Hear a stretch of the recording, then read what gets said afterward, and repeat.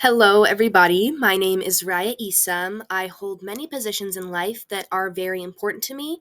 I am a leader, I'm a daughter, I'm a friend, but one of the most important jobs that I have is the job of being a big sister. And when I was looking at what I got to give my final presentation about, I knew I wanted to go back and cover the siblings chapter because really everything that I do and who I am kind of relates back to this. So, first, what does it mean to be a sibling? A quote from the book says that sibling relationships are unique, involuntary family relations that can last a lifetime. Many sibling relationships are intense, complex, and deeply affected by a shared family history. As I said before, I'm an older sister, and I have spent 2 years of my life without my siblings, but they have had me involved in every moment they've been alive. And so it is a relationship that we did not get to ask for or did not get to choose to have. It is one that was given to us. And that is a great privilege that I hold. I have three siblings, and the next slides I'm going to use to introduce them. So I am the oldest of those three, as I've mentioned. So, first, this is my brother Daniel. Me and Daniel have a 2 year age difference. He enjoys skateboarding, playing Minecraft, and woodworking, and he wants to pursue a career in carpentry. He is a very dedicated person. He's known who he's wanted to be for a while, and he dresses in a way that lets him represent that, and he shows exactly who he wants to be. And yes, he is the first of my siblings to hit that phase in life where they decide that they want to be evil, but that is a part of growth, and I know I was there too at some point. Then we move on to Calvin Isom. Calvin and I have a 3 year age gap. He is extremely dedicated to FFA, and I mean extremely. Anytime we were on a bus or we had a slight moment of peace, he was there studying for his contests. He does speech and debate with me. He is a member of the student council. He loves the farm life and wants to pursue a career in ag business. He is also very committed to who he wants to be and committed to being a kind person, and I really look up to him in that way. Every action he takes, every thought he has about other people, in some way relates back to him wanting to help them or himself grow. Then my youngest sister, Chloe. Chloe does have a disability. My parents are very anti-doctor, so she doesn't have a lot of diagnosis, but she has issues walking, unstable legs, and a slight learning delay. But I'm still very proud of her and everything she's done in her life. She is a lot like me in many ways in her confidence, in her sass, and the way she responds. She's a huge fan of Roblox, any form of spa day. Anytime she hears the word face mask, she leaps up and comes right over, and she just loves any sort of self care and spending time with people while she does it. In her future, she wants to own a coffee shop and she wants to name it Chloe's Coffee, and she is very, very adamant about that.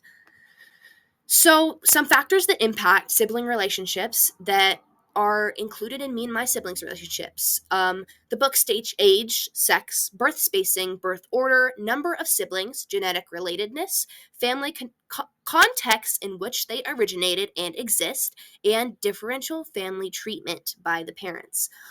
So, for the first factor, me and my brothers have a very close age gap, and then there's a huge jump between me and Chloe. But the connection that we have there is that we're sisters, and that's a bond that, yes, you can be very close with your brother, but a sister relationship is otherworldly and different, and it's just so strange to have somebody so familiar with you that understands you and is willing to just exist with you. Then all of our siblings were planned, and I am the oldest, which I enjoy. I mean, I couldn't see it any other way, but I wouldn't know how to since I've been like that my whole life. Um, and all the rest of the factors kind of are just like dormant within our relationships.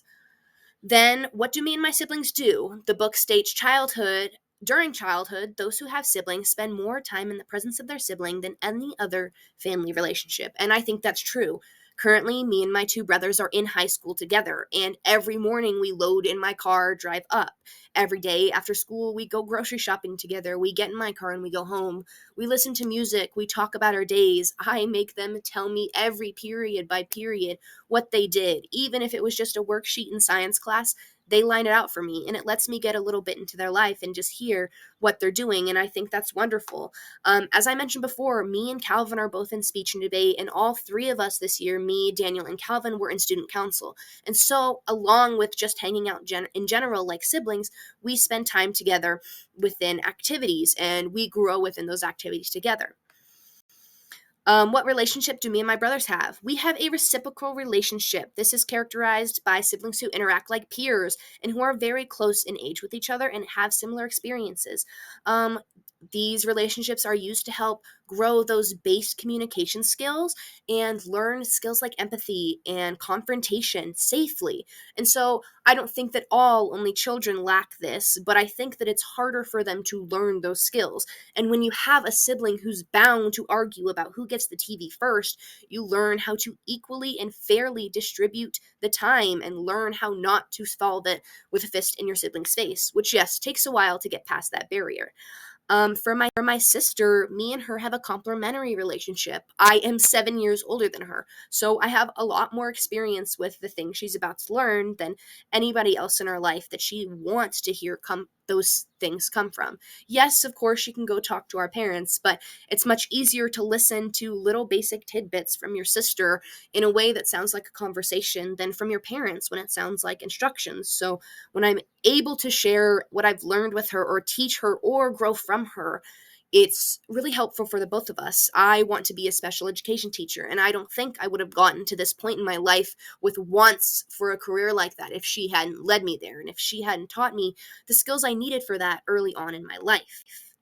Then, what is it like to be an older sister? It is a privilege. The book states that moderate caregiving by older siblings enhances academic achievement, but heavy responsibilities can do the contrary.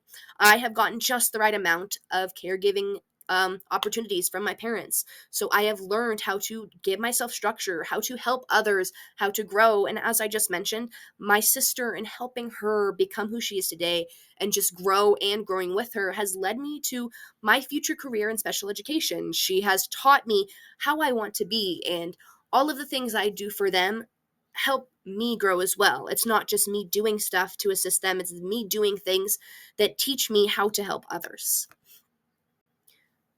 Um, Being a big sister comes with really big changes. I am about to be a senior in high school. After graduation, it's my turn. I'm going to be going through my senior year.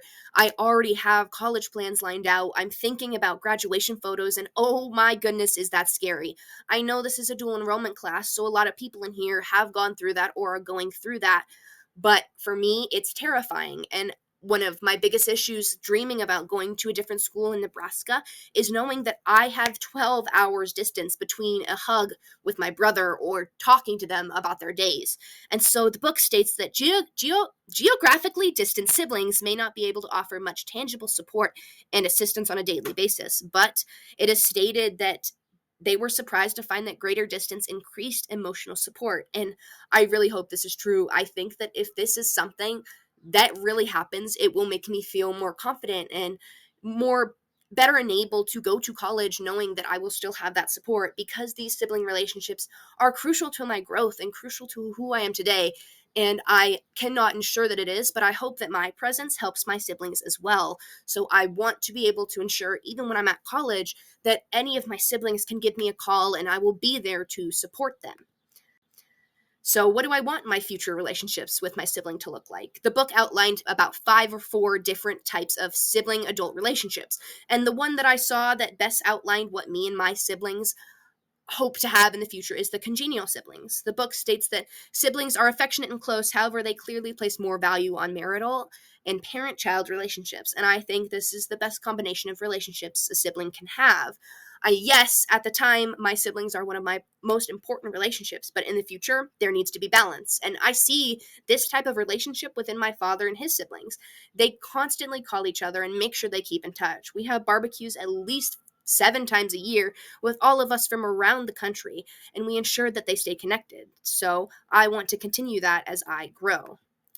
So at the end of this presentation, I have the 2 points that the chapter concluded with. Quote, 1, the intensity and complexity of sibling relationships in childhood, and 2, the fact that sibling relationships can be a uniquely lifelong family relationship with important benefits in adulthood. And I think this captures it. To be an older sister is to be everything I have ever known. All I want is to help me and them grow.